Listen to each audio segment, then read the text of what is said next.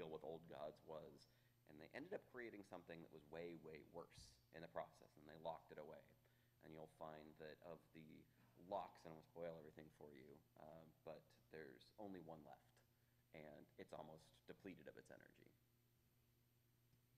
Next, for the new people who joined us, this is Jeremy Friesel. He's one of the Hi. designers on Battle for Azeroth. He specifically, I don't know if you saw the panel yesterday, one of his focuses has been the island expeditions thing, which is who you're talking to. If you have any questions, either raise your hand or point at or chat with us. So talk to us as Aguilar, the two locations we've got big cheers during the opening ceremonies there. What can players expect to find when they travel to those places?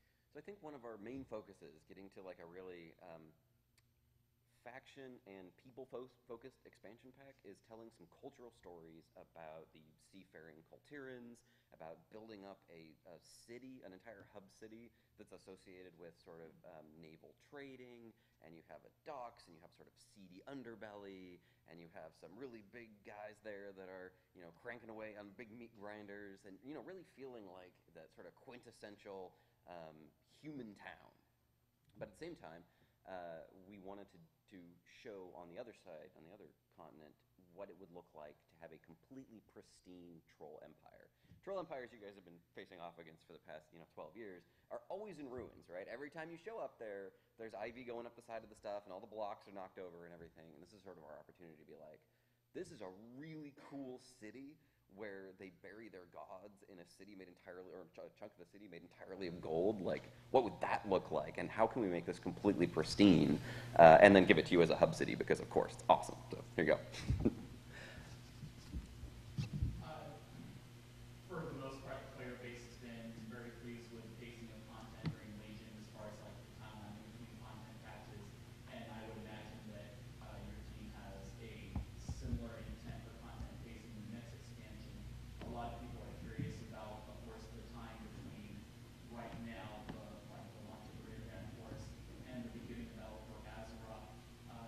What is your philosophy? What is your plan going forward to bridge the two expansions and to keep interest in the game during that period of time? For sure. So yeah, we are very happy with the pacing of Legion. We finally got to that point where we feel like we can give players all of the content we want to give at the cadence that we want to give it to them. So we definitely want to focus on continuing that process in Battle for Azeroth, to answer for the first part of your question. Yeah, but let's talk about the break between the end of this expansion and the beginning of the next one. So Battle for Azeroth, we don't have an exact date yet, of course, but we're planning on it coming out in 2018. So that puts an end cap on there, at least. And it's important that we paced out Antorus so that the raid will be unlocking during the course of the new year. We have holiday updates that are coming up during this time. The WoW's 13th anniversary is coming up really soon. Well, you will see the re-emergence of some old world bosses from classic WoW show up again in the world, and you'll be able to go fight them for old school transmogs and time walking currency. So we've updated all those to make sure that there's kind of cool stuff to do in the continuing months.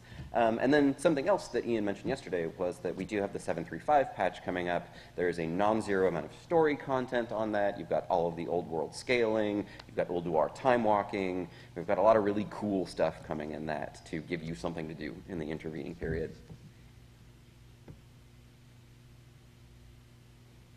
So in Legion, all of the characters have these legendary artifact weapons that are really cool and build them up. And as soon as you basically start to get them, and then you use them throughout the entire expansion. In the new expansion, are you going to go back to the old system, or I'm basically going to be throwing away my plays fast now for a new level green once I hit the first blaster ever, or are you going to be planning something similar to artifact weapons in the expansion?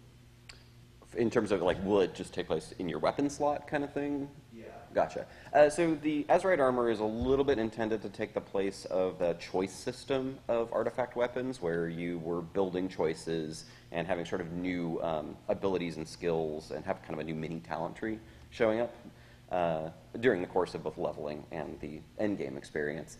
So it'll be on those pieces instead of on your weapon, and yeah, at a certain point you will be swapping over to a new weapon, although you can still transmog.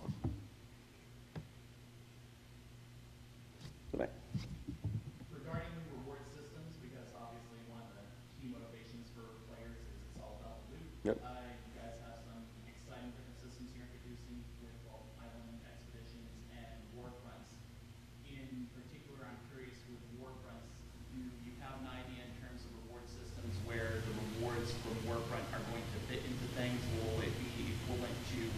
rewards you get from a raid finder run? Is it something more along the lines of rewards from dungeon running? Where in the reward system does work on Small? So actually a difficult question to answer at this point. It's one of those things where we usually put all of the systems together and we kind of figure out where everything works out in terms of rewards. But I think one of the things that you saw in Legion was that one of our goals was giving you reasons to do world quests and emissaries and mythics and raiding and PvP, all for different axes of rewards, and that's still one of our prevailing philosophies this time around for sure. We don't want you to outgrow warfronts and islands by the end of the expansion. We would like those to be evergreen things that we continue to keep adding to.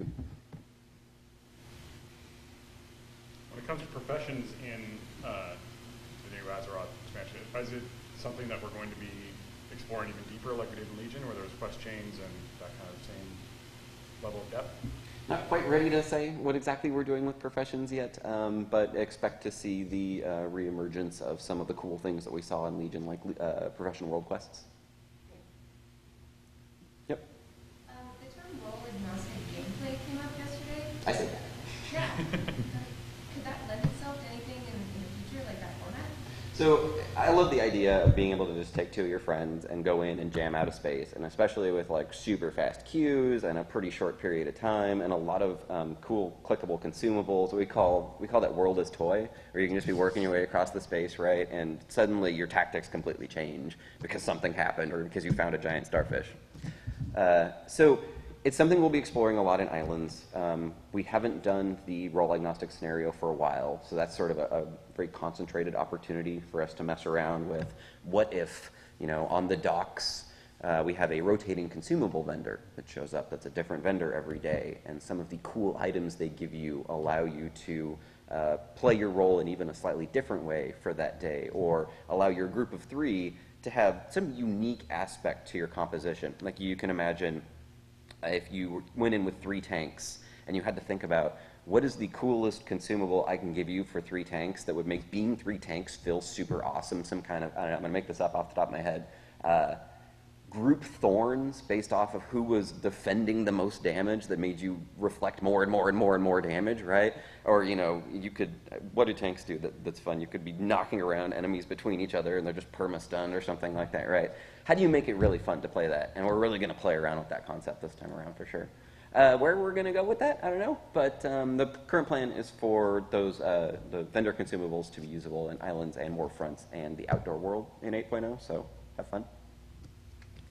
Regarding island expeditions and the 4 difficulty levels, will the difficulty levels simply be in terms of health and stuff? Will difficulty levels be determining the AI of the other things that you're fighting?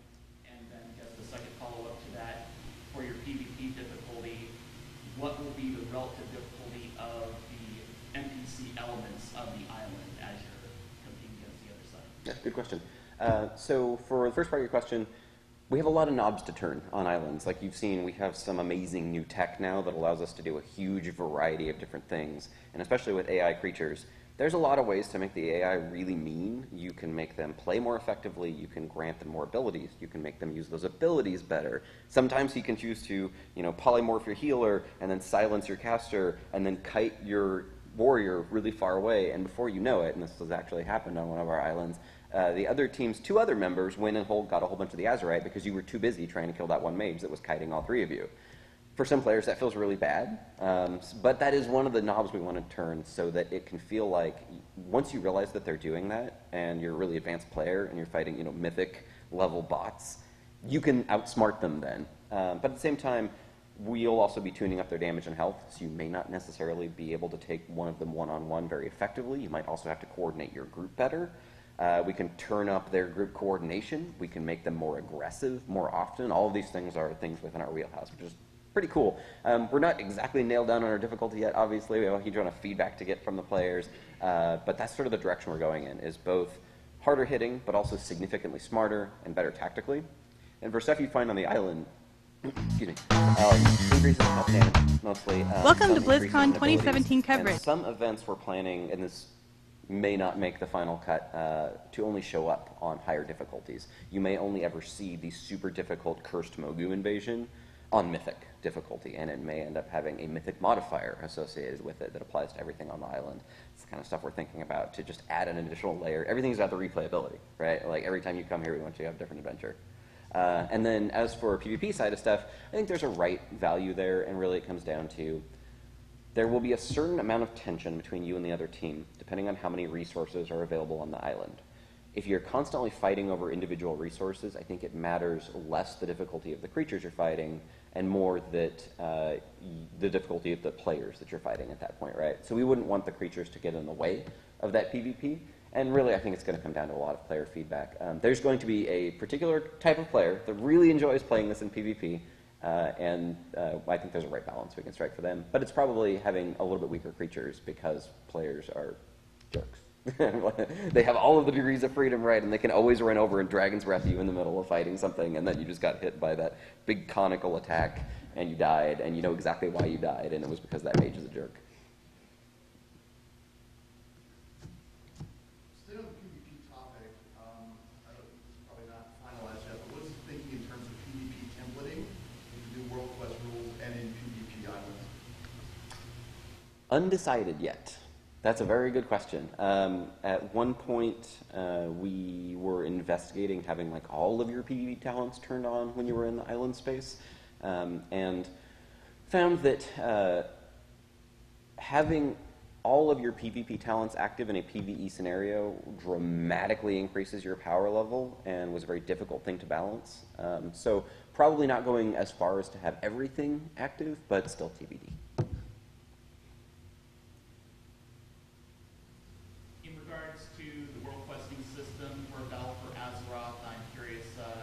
What lessons do you feel you and the rest of the team have learned from the implementation of world questing in Legion, and what adjustments and changes can we expect to see in Battle for Azeroth as far as that goes? Good question. So we like the world quest system. We think it's pretty cool. So we have a sort of unique challenge this time because we have two different continents, and we want world quests up on both of the continents. So one of the things that you'll be seeing is that you'll be going over to the other faction's continent to do world quests there sometimes, and those might be slightly different remixes of some of their questing, but you also might have very faction-associated world quests over there as you're doing something for your faction-based emissary. You will see a general evolution of the system. We'll be working out some of the kinks with like the scheduler rotation. For example, you shouldn't see so many cases where there was a very long period of time before certain creatures like Nizak the Fiend showed up. We're going to be working on solving some of those problems. We have some cool new tech that helps us figure that out and solve that problem a little bit better. That's definitely was one of the ones on the top of our list tech-wise. And then, of course, you'll be seeing some changes to some of the overall world quest sort of style that we have right now with regards to, like, Warden Towers don't make sense on the new continents. The Kirin Tor don't make sense on the new continents. So you'll be seeing new replacements for those with new styles of gameplay associated with them. You'll never have to do Like the Wind again. It's done in the past. As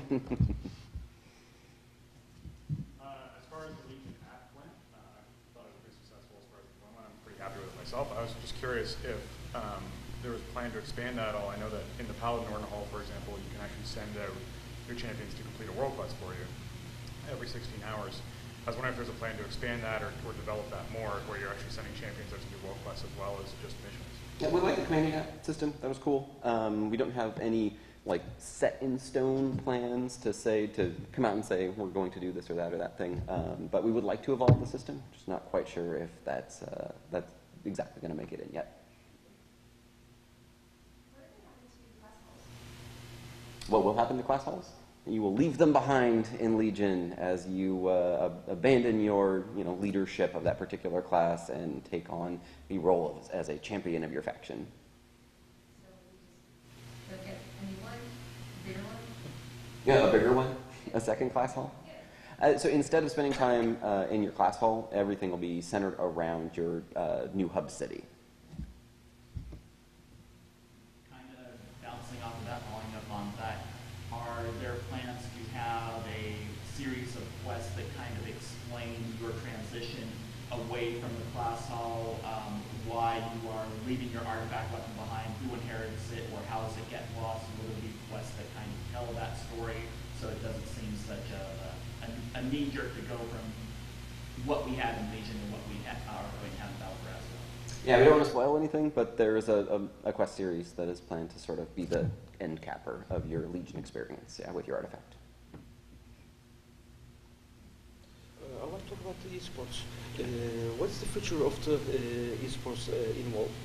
Actually, not my area of expertise, so I probably wouldn't be the right person to ask that question. Sorry. So when it will be, oh, I'm so sorry. And when the expansion will be published? When will the expansion come out? We're planning on 2018, but we don't have an exact date yet. Another question for Island Expeditions. One of the more interesting 5-man instances in Legion was Court of Stars, in which you had elements in the dungeon which lended bonuses to people who were using certain professions. Can that kind of gameplay be incorporated into Island Expeditions where professions matter more? I know that there are many people who have professions that feel like they aren't as useful as they could be, whether it's for money-making or other purposes right now. Yeah, I think that's something that we try to do all across the world, and it's something that we can definitely look at as we're looking at how we make Island Expeditions. There is actually something that's in currently with our current iteration of Islands. Not saying this will make it in the end, but right now, if you have mining, you mine the Azurite nodes that show up around the island faster. So yeah, I mean, we're thinking about it. It's definitely on our minds. This is a more general question. With all the speculation of old lives, early space, and stuff like that, what convinced the team to try talking about history rather than looking forward? So it's actually a question that got answered a little bit earlier, and I get to say the same answer again, so it's easy. We just went to space, and really upped the ante on the intensity of our, I don't know, of our being a champion of the light. You know, we went to a shattered planet. You go to the seat of Sargeras. You fight a tormented world soul, you know, at the end of Antorus. It's this amazing, you know, spectacular sort of finale. And where do you go from there? Well, there's a lot of different directions you could go from there probably, but the direction we felt was important to go in was to bring things back to the characters of the Alliance and the Horde. Because when we're off fighting gods on Argus, I think it's easy to forget about the families and the homes that exist across Azeroth. When you started as a character in WoW, one of the first things that you did was, you know, rescue your Alliance. You rescued Princess the Boar for a farmer, right? Who had a family, who had a son, who was in love with a girl, who was at the other farm, and it was a story about people. When we go off and kill Titans, I think sometimes we forget who we're doing it for, and that also means that when loss occurs, we don't feel it as poignantly.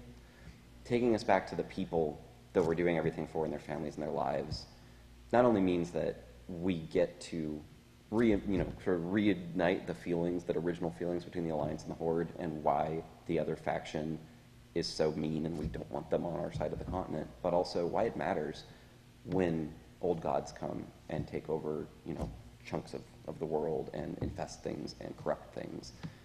There are people who we learn the stories of, and we learn the character of, and we start to like, we start to empathize with, and it becomes much more significant if they die.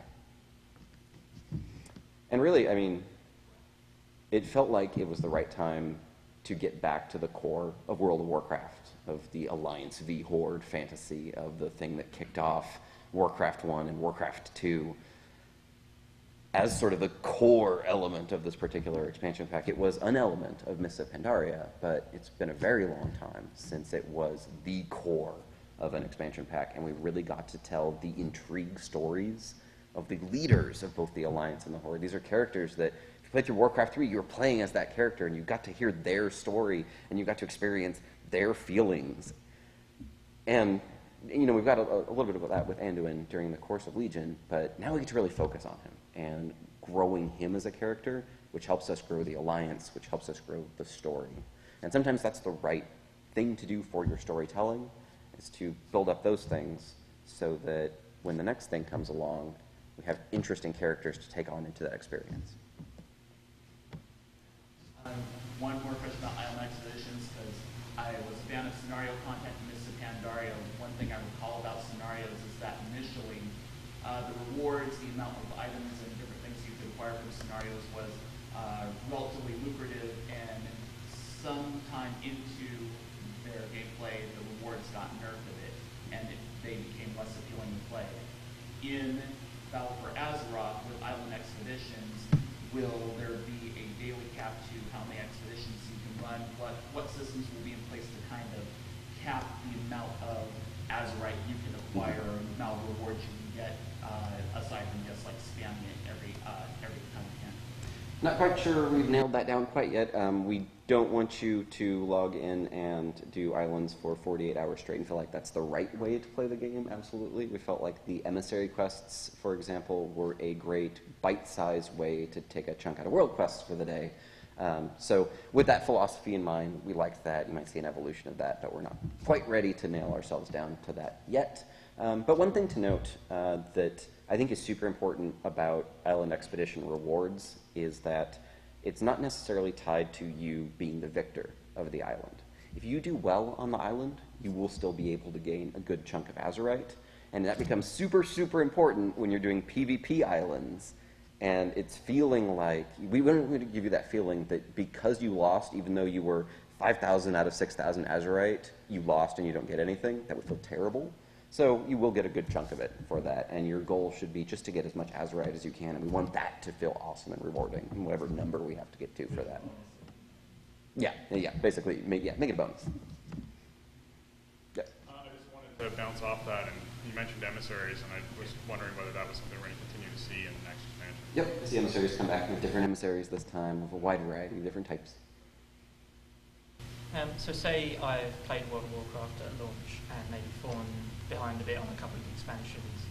What would you say to someone who is in that position, and what's the reason for them to come back for about 5 years? Well, I think all of the continents are, of course, fun and new places to go and level in. I think that in terms of WoW being accessible to the average player, it's probably more accessible now than it ever has been before. We have the boosts that come with the purchase of the expansion pack. We have world quests that really anybody can go out and fight world bosses now, can fight rare elites, can fight rare spawns, and get awesome rewards, and LFR, and normal and heroic dungeons, and then adding both islands and warfronts as pieces of content for that player. I think I think almost more than anything, this expansion has a ton of features for your normal mode level player. Mr. Mustang is retired, and his popularity is on the top for the WoW players. How did it affect the game? In terms of popular players and streamers and stuff like that? It's an interesting question. I get that question a lot on Twitter too. Like, do you do things in particular for particular players? One of our tenets at Blizzard is every voice matters. So we read the forums, we read Twitter, we read MMO Champ, we read Wowhead news, we read the EU forums even. We read as much as we can, and especially right after BlizzCon, we're trying to absorb all of that feedback as we move into the new expansion, as we go into beta and stuff like that. I wouldn't say it necessarily has a stronger impact, although anybody that can put forth an argument and source it really well and give great data is always the most welcome type of feedback. Let's go in front first. Have you thought about catch-up mechanics for Azerite with players who might not play as much or might join in partway through the expansion? Not quite yet, but something we alluded to earlier was that was sort of one of the purposes behind emissaries when we did them. So we do like that that ability to build up a bank of things, so you don't need to necessarily log in every day. And then when you can log in, say you only log in on Saturday, you can have a whole bunch of things to do. We think that's cool. We did the same thing with world quests, and we're planning on doing it again with emissaries and world quests. So given that that's a philosophy that we like, we don't have anything nailed down yet, but we do like that philosophy. Regarding Azerite armor in the current UI mockup that you have, the innermost ring only has one selection. Looking forward as far as the philosophy there, do you expect this innermost ring to have a function kind of similar to Concordance of Legion involved, as far as like a means of long-term continual progression? Not necessarily. Yeah, I think that the coolest part of Azerite armor is, and the thing that we were really trying to do here with the unlocking rings and stuff, these are just mock-ups too, so I wouldn't take anything from the screens as anything that's going to show up in the game, is that it felt like when you got to the end game of Legion, and you had put all these points in your artifact, you were done with your choices and you were just getting concordance at that point. That was a problem we wanted to solve. One of the cool parts about Azerite armor is that as you continue progressing through the game, you might get a new helm with completely new traits on it, unlike anything that you've seen previously while leveling up or during the earlier parts of the end game, with a variety of different choices that you can make on it, and that means that that choice continues throughout the end game, but also the gameplay changes we can put across with that can continue throughout the end game. You might get a helm that has, for example, a bonus to lightning bolt when cast after another lightning bolt. You might then find shoulders that have a bonus to lightning bolt and then chain lightning. And one of the design goals here is so that as you start mixing and matching these things, you're finding cool and interesting synergies between them that can change up your gameplay in a really meaty way. Can you talk a little bit about the scalability of the Azerite system? For example, once our Heart of Azeroth is leveled up enough to unlock the center trait in the UI modules that we saw, what motivation do we have to continue acquiring Azerite on a daily basis? So you'll continue getting the bonus from, as the neck levels up, the stats on the neck level up. So that's always sort of a constant gain that you get. It means that in the background you're always getting more levels. But one of the major reasons you want to do that is because, say you got that helm in a heroic raid, and then you start mythic raiding the next week, and you get a new helm. Old helm unlocked at 100, 110, 120. New helm unlocks at, I'm making up numbers, 120, 140, 160. So when you get that new helm, you may not actually have unlocked all of the abilities for it yet, and you'll want to continue building towards that. As long as you continue progressing your character's armor, there will always be a reason for you to want to continue getting Azerite levels. I was playing a demo yesterday, and I was able to buff my team. Yeah. Are buffs back, and what made you decide to bring them back? Not necessarily everything that you saw in the demo will, of course, make it to the shipping game. That's what I have to say before everything every time. But yeah, so what you're seeing is a concentrated effort to look at some of those group utility abilities, some of those combat utility abilities, like maybe Tranquilizing Shot, that gave individual classes special perks in raids and in groups and made them feel really cool. Yeah, so we're experimenting with the comeback of some of those things, really looking forward to players' feedback. I don't know what the word for the opposite of pruning is. It's regrowing.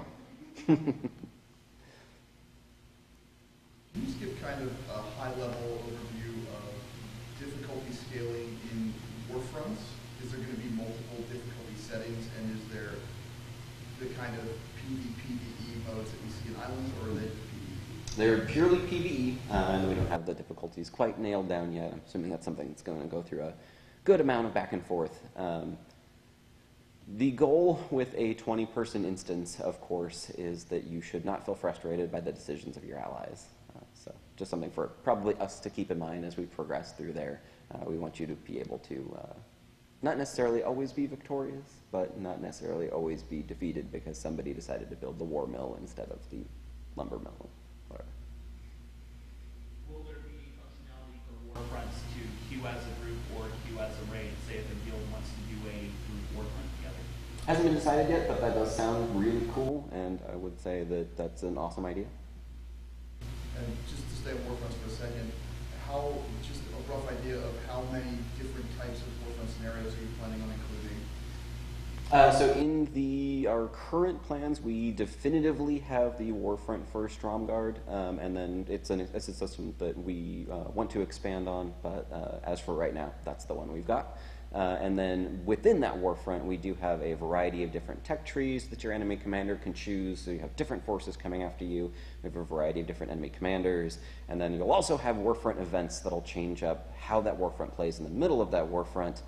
Again, making this up, but you can imagine that Goblin Merchant shows up in the middle of the warfront and has powerful consumables that you can buy to go and attack the team in a direction you couldn't before, or maybe Varrock Sarafang, whose awesome new model you saw in that video, and his cool new armor, and he's not an orc in Tier 1 anymore. He looks rad. Could come out on the side of the horde and say, I'm here, let's get cleaving, and then, so, you can yell out to all the other people in your faction, like, everybody go follow Sarafang for right now. You go to Sarafang, he probably cuts a swath through the middle of the thing. Goal being that it shouldn't always be the same experience. It should be dynamic replayability. Our favorite phrase now. Legendaries were a fairly contentious thing this past expansion. Are there going to be items similar to that, and if so, are they going to fall into slots that Azerite will affect? So we learned a lot from the legendary system in Legion, absolutely. One of the things was that it felt bad having to have a legendary with a bonus to your class on it that was absolutely necessary for that class to play. Another one being that replacing a particular slot with a legendary, especially an Azerite armor slot, would feel pretty bad. You wouldn't be able to continue progressing that slot of Azerite armor. And we're hoping to learn from all of those things in Battle for Azeroth. You won't be seeing necessarily legendaries coming back in their exact same form as they did in Legion, but we're not quite ready to nail ourselves down on that one yet. However, the Azerite armor system is intended to be that major source of class-changing gameplay elements. Talk a little bit about the design goal for communities and the integration with Battle.net Social, and also we saw the mock-up of the UI and how the guild UI is going to change and be incorporated into communities. It seems like there's a little bit less emphasis on guilds or reason to participate in guilds over the years, and communities almost seem like a replacement for guilds. Is there any thought to providing incentives or better tools for guild masters and just more incentives to be in a guild? So we definitely don't want to replace guilds. We like guilds. We think it's an awesome way to get that sort of sense of community.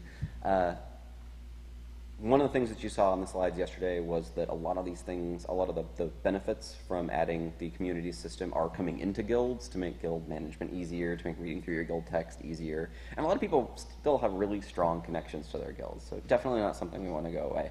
But at the same time, we recognize that a lot of people have their Discord server that they talk in, maybe about crazy secret Easter eggs or something. They've got their voice channel that they talk in, and finding people to talk to in different groups in different ways was always a different challenge. Different Discord servers have different ways that they do voice chat, and we want to make that just a whole lot easier. If you can do that all from in-game rather than having to go between 3 different programs, we feel like that is going to make just socializing with other players a whole lot easier. But we'd really love to hear what players think about all the social features and what additions they would like to see to the guild system. But yeah, we don't want to take away from guilds at all. We love guilds. I love my guild. A lot of them are here. Same topic. What's the size cap for communities and guilds going to be? Is it still 1,000, or how's that going to go? Haven't quite nailed that one down yet. The goal is that you can be in as many communities as you want to be in. What is your most favorite thing coming out of the expansion? Like, what are you most excited for personally? So I get to nerd out over the tech that we added for islands. Like the concept of adding a story-based procedurally generated system just gets me crazy nerded out. I love roguelikes. That's like one of my favorite things to play in my spare time. And this gets across that sense of like, I never know where the difficulty is going to be, so every once in a while we might pop into an island and see a crack on the ground in front of you and have that thought of like, that could be one of 8 things, and 2 of them can kill me. Do I step on it? Are my friends near me? Do I have a starfish? I love that, because it's just, it's storytelling at its finest. I think it's that and the new battle pass, of course.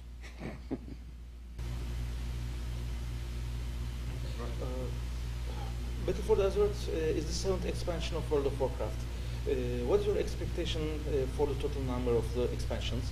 And I want to learn, what do you think about the lifetime of the World of Warcraft? Interesting question. We will continue making World of Warcraft as long as players are loving playing World of Warcraft, and I hope World of Warcraft never ends. It's still my favorite game, so I'm happy to spend the next, I don't know, how many more years do I have left? 110, because I'm going to be a robot.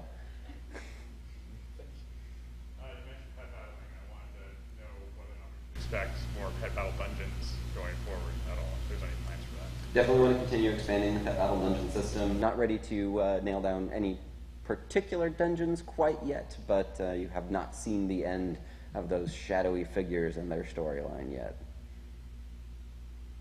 I'll go again.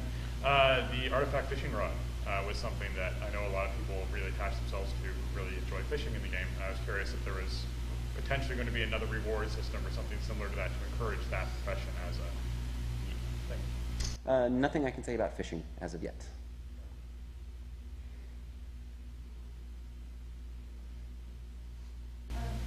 What if any changes are coming to Endgame?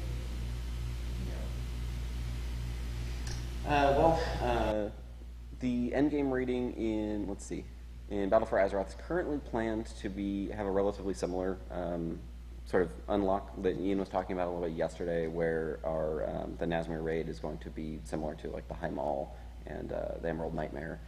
But then, other than that, I mean, new raid bosses, new stuff to fight, new items to get, all that great new stuff. Kind of more lighthearted question, but there's obviously still a portion of the player base that is very excited about the pet battle system. What plans do you have for pet battles going into Battle for Azeroth? How will they be incorporated?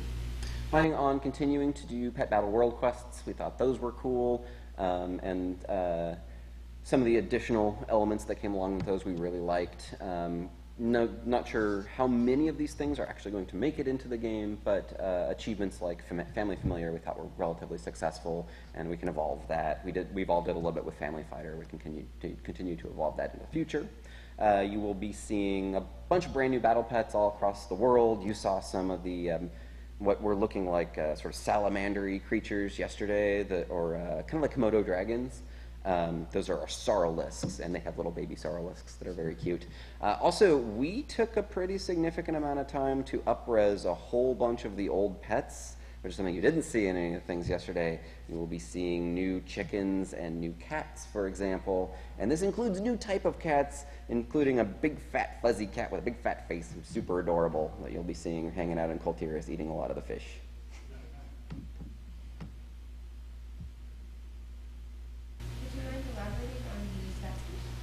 On what? Stat squish? It's squished. Yeah. So you probably played the demo yesterday, and you've seen that the numbers are pretty significantly smaller at this point. Of course, we're super open to player feedback. This is the second time we've done a stat squish, so we're not quite as concerned about it this time, I would think, as the first time. The first time went really well, and we think this time is going to go really well, too. Small early criticism that I've heard from a few people that I've talked to regarding leveling changes to the zones. It's going to be an exciting thing for a lot of people, but those people that are interested in having high-level characters go to low-level zones to do farming and materials to sell on the auction house, they feel like that type of gameplay is going to be restricted going into Battle for Azeroth. Are there any measures being taken to allow them to continue to do this, or are they going to be locked out of the ability to basically farm low-end materials as a high-level character? This is like, I want to go back and get fell iron ore on my flying mount or whatever when I'm at super max level. So it's important to note that the level bands don't go all the way up to max level. You have a 60 to 80 zone, so you're still going to be significantly higher than those creatures. That means that they have the appropriately reduced aggro radius, and you still got your flying mount. I mean, we're absolutely looking forward to feedback from players. We don't want that to feel bad, and let us know if things feel like it is too hard. But with that kind of level banding, I think it's going to feel really pretty similar. You mentioned the flying thing. I said that word. Yeah. You did. Is it something that we're going to see similar to Legion, where once you get max level, you then are able to eventually unlock flying through questing and whatever it is, or is it? We like how Pathfinder worked out. We'll probably continue to evolve that system, but nothing absolutely set in stone right now. Looking forward to player feedback, of course, as always. So you had mentioned the system, liking the system in the past. So is it the plan going forward for Battle for Azeroth to provide a boost with the purchase of that expansion? Yeah, we're continuing to have an expansion-based boost for sure. Legion really focused on class identity. Are we going to see that going forward? End of question. Yeah, so Legion was really our opportunity to focus on you being sort of the champion of your class and really awesome at that particular class. Battle for Azeroth will be a focus on you being a champion of your faction and doing cool faction-based stuff and things like islands and warfronts and with your allied races, and then also being a cool member of that allied race. We think that's going to be a fun fantasy to live out as sort of the main focus of sort of what your character's identity in the faction or in this expansion is.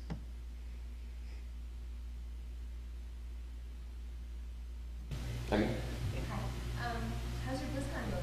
This is great. I crashed last night because after doing panels, I always get super tired. Like, you get all that energy out of your system early in the day, and then, yeah, slept way late this morning, and the cats were yelling at me. I'll give you another lighthearted question because I noticed from Twitter. Have you been able to name all your crabs yet? Let's see. Well, last I was at, there was Sparkle Shell. Yeah, we're pretty close. We're pretty close. Yeah. I think the crabs are named. No. We finished naming the crabs, and you're right. And now we're on to turtles. It never ends. You mentioned turtles. There was a picture of a tortolan, which was a race introduced in Hearthstone. How often are we going to see tortolans in Battle for Azeroth? Is it a significant part of the content as far as that goes? You will be meeting tortolans. You will be able to learn what the tortolans are all about, but I'm not going to spoil any of the tortolan story.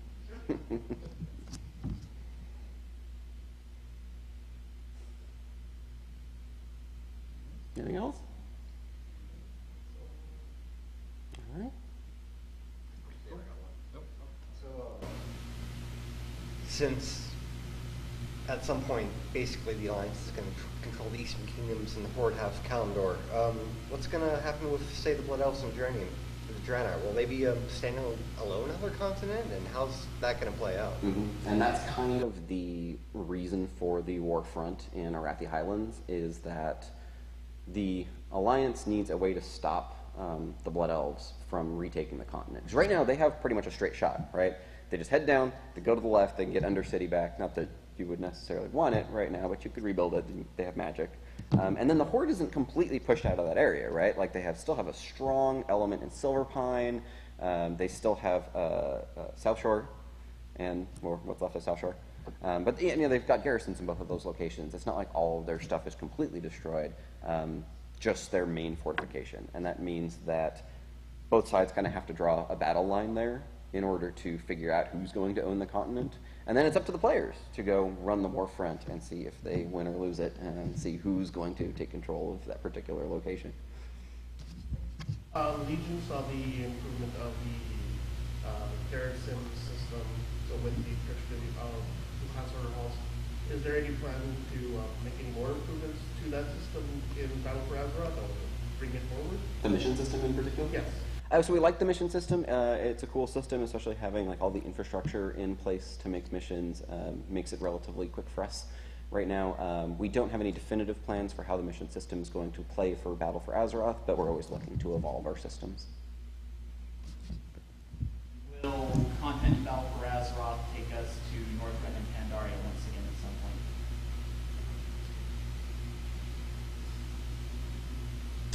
Not as far as I know currently, but that's not a definitive no, because, war can occur anywhere.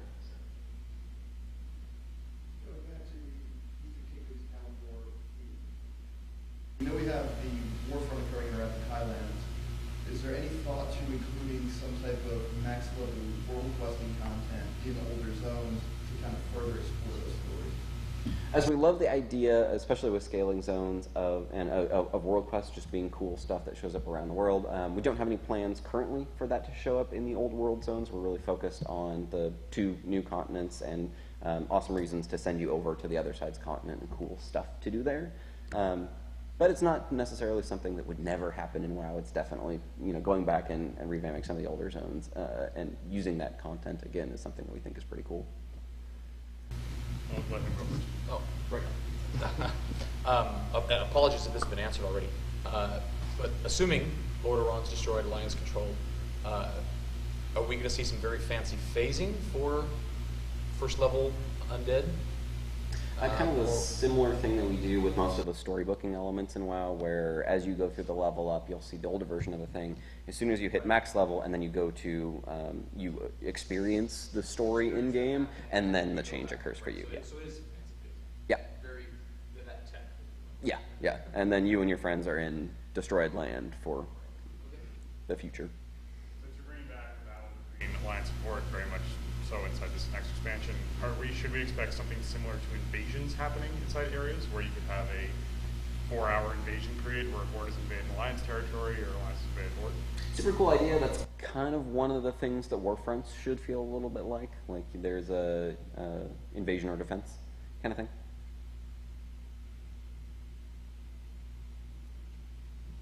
Are there any plans to bring in new character customization, like a card shop? Something we're always looking at. Our director would say that we have to always weigh that against everything else that we're trying to put into the game, and I think the allied races are probably the biggest piece of character customization we've got this time around, especially if you look at like some of the hair and beard styles of like the Dark Iron Dwarves, where they've got flames coming off their beards. Like, it's really cool, and it gave us an opportunity to do something that felt super unique to that particular allied race that you couldn't necessarily do on a regular dwarf. It wouldn't necessarily make sense, but we're always looking for new places to do that, and we just have to figure out where the right time is. And to that character customization point, when you showed the Tirisgard bulkier male human models, this is more of just a point than a question, but it'd be fantastic to be able to make a bulkier human male model. Yeah, no, that's awesome feedback. I'm definitely going to be looking for, especially now that we have allied races as a concept, we're looking forward to huge amounts of feedback from the player base about what additional things that you would like to see. We'd like to continue supporting this system off into the future, so please let us know what do you want to be? Yeah, stronger bulkier humans change on our work physically. Yeah. The seasonal holiday events, as well as the now daily, the occasional one-time only, one-day only events that happen, micro holidays. Should we expect to see more micro holidays, and should we expect to see some sort of adaptation, since there's Alliance versus Horde, a little bit more prominently to the seasonal holidays to reflect that? The micro holidays are a system we really like. It's something that will continue evolving in the future, but we don't have any definitive plans that I can talk about today for either of those. And seasonal holidays, is there plans to? Same. Okay. We have a couple minutes left. There's 2 more questions. Going back to allied races a little bit, can you just give us a high-level overview of like how they're introduced to the player, what's kind of involved in unlocking them, and like the opportunity or choices you have to pick different ones to focus on first? That's a really good question. This one I hadn't heard before, actually. So you will be able to do some of the work towards unlocking your allied race right now in Legion. You can imagine, and none of these things are necessarily completely nailed down yet, but you can imagine that in order to unlock High Mountain Tauren, for example, you will have had to go through their quest line. You probably need a certain amount of reputation with them, and that's all stuff that you can get a leg up on. You're then going to go through a customized experience where your character brings them into the fold, and that sort of takes the place of their starting experience, because really, they're not brand new adventurers that are starting at level 1. They're, High Mountain Braves that have been fighting Harpies for years now. They're Void Elves. It's one of the reasons we start them at level 20. So that starting experience is actually off on your individual character and telling the story of how you brought them into the fold, into your side of the story. For one more. Waste the last one. Could you elaborate more on the fluffy cat? So there are, let me see if I can remember this right. I think that we have both big fluffy cat, who's got kind of a little fat body, and then got a big fat puffy cat face, like Maru, kind of, right? And that comes in a bunch of different colors. And then we can also do the big fluffy face on the regular cat body, so you have some really puffy faced tiny cats. Always happy to answer puffy faced cat questions. Cool. Well, thank you all very much. This was fun. You were an awesome group. Have a great second day. Grab some pepes. For more BlizzCon 2017 coverage, check us out at blizzpro.com. Subscribe to us here on YouTube or follow us on Twitter and Facebook at BlizzPro.